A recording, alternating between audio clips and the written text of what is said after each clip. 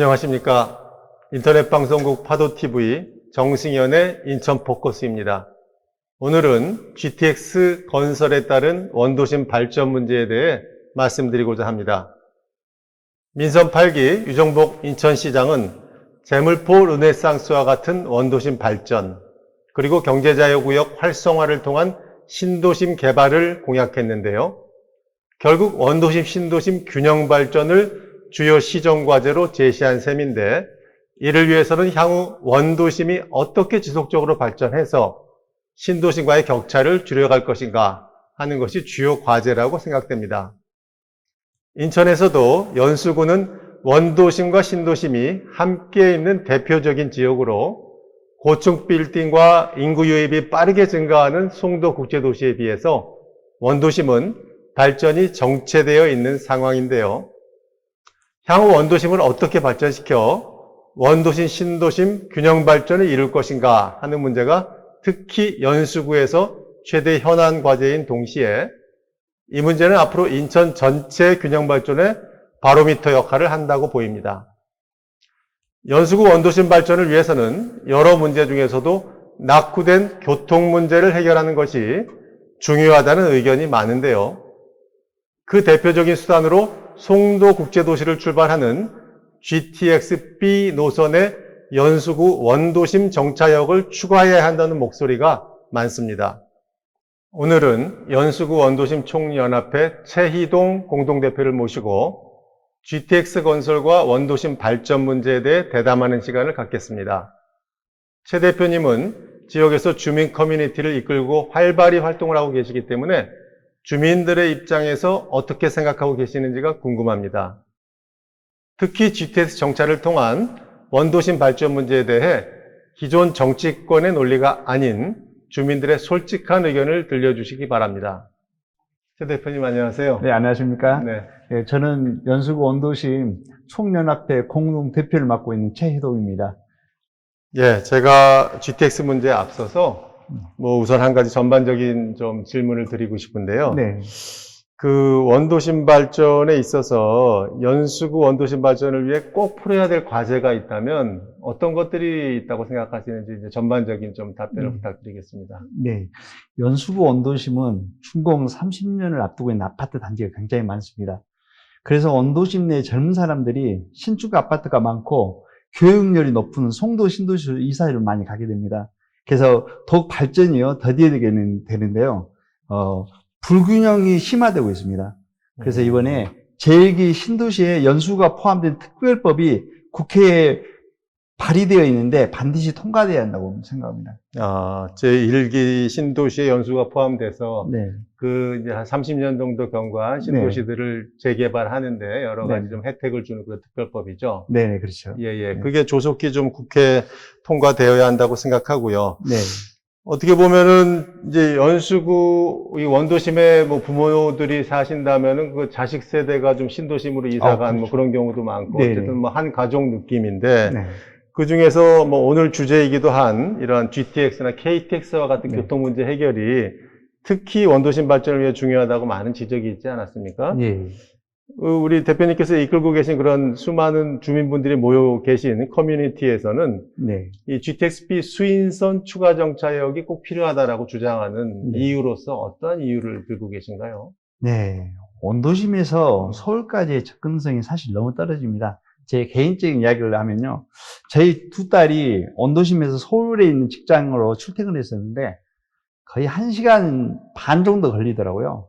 너무 힘들어가지고 결국 서울에 방을 얻어서 직장을 근무하게 돼 있는데 지금 저뿐만이 아니고 저희 가정뿐만이 아니고 우리 이웃의 많은 분들이 아내, 남편, 자녀들 서울에 출퇴근하는 분들이 의외로 많으십니다. 그래서 반드시 GTX-B 수인 정차가 필요합니다. 네, 그리고 정거장별 거리를 살펴봐도요. 송도동의 인천대 입구역과 인천시청역 사이에 간 거리가 한 10km 정도 되거든요. 근데 인천시청역과 부평역 간 거리는 한 5km 됩니다. 역 간 거리를 감안해도 수인선 정차는 함정입니다. 그래서 서울로 직결되는 철도가 없는 원도심 주민들 편의를 위해서는 반드시 GTX-B 수인선 정차가 돼야 됩니다. 그리고 수인선에는 여러 철도 노선들이 개통될 예정인데요. 전국을 2시간 이내로 갈 수 있는 인천발 KTX 송도역 및 강릉역까지 가는 경강선, 그리고 제2경인선 등 여러 노선들이 들어오게 되는데, 환승 효과를 극대화시키고 GTS-B가 이거 환승 효과를 극대화시키는 차원에서 반드시 GTS-B 수인선 정차는 합당합니다. 그러니까 정리하자면 수인선 원도심 정차역이 신설이 된다면 네. 원도심에 있는 주민들의 편의만 증진되는 것이 아니라 네. 송도 국제도시에 사는 주민분들도 네. 여기 원도심역에서 수인선에 많은 인천발 KTX나 경강선 등을 갈아탈 수 있기 때문에 송도 국제도시 주민들도 편의가 굉장히 올라갈 수가 있다, 이런 말씀이겠네요. 그렇죠. 예. 잘 알겠습니다. 그렇다면은 또 일각에서는 이 수인선의 연수구 원도심에 추가 정차역이 신설이 된다면 인천 구간에서 연수구의 송도 국제도시와 연수구 원도심 2개의 역이 생기기 때문에 이게 상당히 좀 지역 이기주의가 아니냐는 비판도 있을 수가 있는데, 이게 사실은 수인선 역에 추가 정차역이 신설이 된다면 연수구뿐만이 아니라 인천 인접 지역의 주민들에게도 큰 이익이 된다는 게 정설 아니겠습니까? 네, 그렇죠. 그거 좀 설명 좀 부탁드리겠습니다. 사실 이게 사실 민감한 부분인데요. 잘 오해를 많이 하시더라고요. 그래서 오늘 제가 설명드리겠습니다. 원도심 수인선에 GTS 정거장이 생길 경우에 연수구에만 2개의 정거장이 생긴다는 지적이 있는데, 이는 합당하지 않습니다. 먼저 연수구 원도심에서 송도동 GTS를 타려면 지하철역으로는 접근성이 좋지 않습니다. 일부 1호선 주민들은 가능할지 몰라도 역 방향으로 가야 되기 때문에 가지 않을 것입니다. 그리고 수인선 라인 주민들은 총 2번을 갈아타고요, GTS 승차가 가능한데 제약이 많습니다. 그리고 정거장 개수를 단순히 행정구역 단위로 볼 것이 아닙니다. 왜냐하면 GTS를 이용하는 광역 인구를 감안해야 하는데요. 이를 예로 인구 70만이 있는 양주시는 GTS가 별내, 왕숙, 평내, 호평, 마석 등 총 4개의 GTS-B 정거장이 들어서 있습니다. 단순 행정구역 기준으로 정거장을 정하지 않았고 필요한 곳에 만들었다는 뜻입니다. 그래서 수인선 정거장도 마찬가지입니다. 연수구 원도심 인구만 이용하는 게 아닙니다. 기존 수인선 인구 외에 새로이 용학지구에 들어서는 2만 세대도 있고요. 동쪽으로는 남동구 시흥의 많은 주민들도 이용 가능이 됩니다. 그리고 또 남동구는 이제는 첨단 산업도시로 거듭날 좋은 기회거든요. 서울과 연결돼가지고 새로운 산업도시로 이끌 수 있는 좋은 지금 시발점이 되는 것입니다. 그리고 또 한 가지 더 말씀드리고 있다면, 인하대학교도 사실 중요하거든요. 서울에서 거주하는 학생들을 유치하는데 큰 도움이 될 것입니다. 그러다 보면은 서울의 우수한 인재들이 인천의 인하대학교에 유입된다면 이거는 좀 큰 효과가 되는 것이죠. 그래서 마지막으로 경강선이 개통된다면 수인선이 판교와 연결되고 GTS-B가 수인선이 정차된다면 IT의 판교와 BT의 송도가 연결된다는 상징성도 있습니다. 그러면 송도동이나 원도심이나 위인할 수 있는 거거든요. 이처럼 GTS-B 수인선 정차는 이용 인구나 인천의 산업 발전, 교육, 인재 확보 등의 측면에서 시너지가 엄청 크게 됩니다. 그 교통 편의성뿐만이 아니라 이 경제적 효과, 교육 효과에도 원도심에 추가 정차역이 신설이 된다면 큰 효과가 있다라는 말씀이시죠? 그렇죠. 또 아까 그 남양주시가 4개의 GTX 정거장이 들어선다. 이것도 굉장히 중요한 포인트인 것 같고요.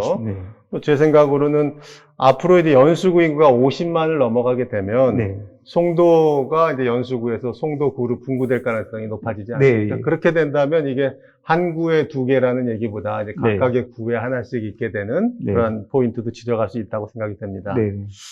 한편 최근의 상황인데요. 이게 이제 인천 노선이 재정 구간과 이제 민자 구간으로 나눠지지 않습니까? 근데 이 재정 구간에서 최근에 일부 공구에서 잇따라 이제 이게 유찰이 됐단 말이죠. 그렇죠. 사업자가. 그래서 이거를 보시는 원도심 주민들께서 특히 상당히 좀 이게 민자 쪽에도 영향을 미치지 않느냐 이런 불안감도 느끼고 계시는 것 같은데 어떻습니까? 그렇죠. 사실 저희가 아주 기분 좋은 것만 아니죠. 일단 대전 구간이 유찰된다는 건 GTS-B 노선의 사업성이 낮다는 또 이야기도 나온 거거든요. 그러다 보니까 민자 구간에서도 입찰자가 없거나 단독 입찰에 그치지 않을까 우려가 되는 것이죠. 만약에 이 경쟁이 되지 않고 단독 입찰이 된다 보면 사업을 추가로 추진해야 되고 수인선 추가액을 옵션으로 내야 되는데 아무래도 단독 입찰이 될 경우에 민간 사업자들 입장에서는 굳이 모험을 해가지고 수인선 추가액을 넣을까 입찰에 그런 우려도 되는 거예요, 사실은. 그러니까 이 경제에서도 시장 경제에서도 기업 간에 좀 경쟁이 활발해야 네. 좋은 제품도 만들고 네. 양질의 서비스를 제공하는 거 마찬가지로 네. 이러한 그 교통 문제에서도 민간 사업자들이 좀 많이 지원을 해야 경쟁이 돼서 네. 그러한 추가 정차역도 더 만들 가능성이 높아지고 네. 양질의 서비스가 가능하다는 말씀이네요. 그렇죠. 네. 예, 그렇다고 생각됩니다. 네. 그렇다면은 끝으로 하나 좀 여쭤보고 싶은 게 있는데요. 이 민간 사업자가 아마도 뭐 11월, 빠르면 11월, 뭐 네. 올 연말, 내년 연초 뭐 이렇게 아마 결정이 될 거로 보이는데 네.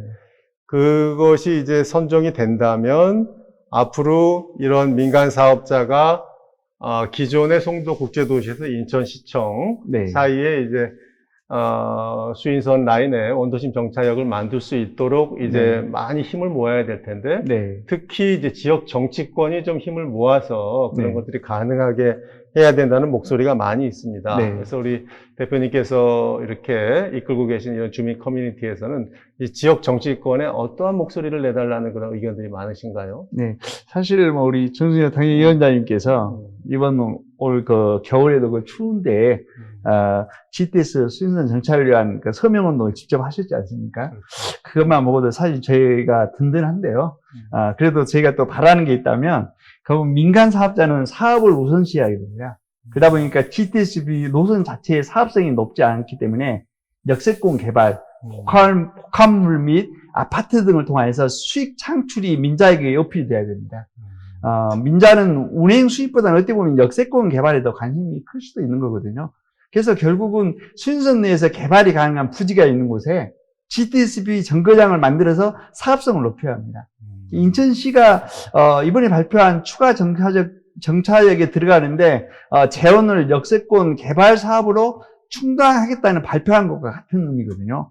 그래서 정치권에서는 저희가 바라는 것은 수인선 역세권 개발 사업을 발굴하여 민자를 설득할 수 있는 역할을 맡아 주었으면 합니다. 앞으로 수인선은 경강선 개통 이후에 동쪽으로는 광명, 판교, 강릉까지 연결된 노선이고요. 서쪽으로는 용현, 하기주구랑 거대한 택지구가 연결됩니다. 자연히 이용객도 늘어날 수밖에 없고 역세권 개발의 성공 가능성은 또 올라가는 거거든요. 정치권에서는 이러한 주제를 가지고 민자를 설득하는 역할을 해주었으면 합니다. 그래서 뭔가 메리트를 줘야만 인천시와 지역 경제권에서도 그 부분을 좀 감안할 수 있도록 좀 함께 해주셨으면 합니다. GTX-B 수인선 추가 정차역을 만드는 것은 연수구 원도심 주민뿐 아니라 미추홀구, 동구, 중구, 남동구 등 주변 원도심 발전에도 연결되는 일입니다. 모두가 윈윈하는 셈이지요. 그리고 올해 연말경 민간 사업자가 선정되면 연수구 원도심 추가 정차역 신설을 위해 지역 정치권이 적극 뛰어야 한다고 생각합니다. 모두가 노력해서 꼭 이루어야 하겠습니다. 이 세상에서 가장 아름다운 말은 나에게 있어 당신은 소중한 사람입니다 라고 합니다. 내 가족에게, 우리 주변 분들에게 이 한마디를 전해보십시오. 오늘 정승현의 인천 포커스 여기까지입니다. 늘 건강하시고 행복하십시오. 감사합니다.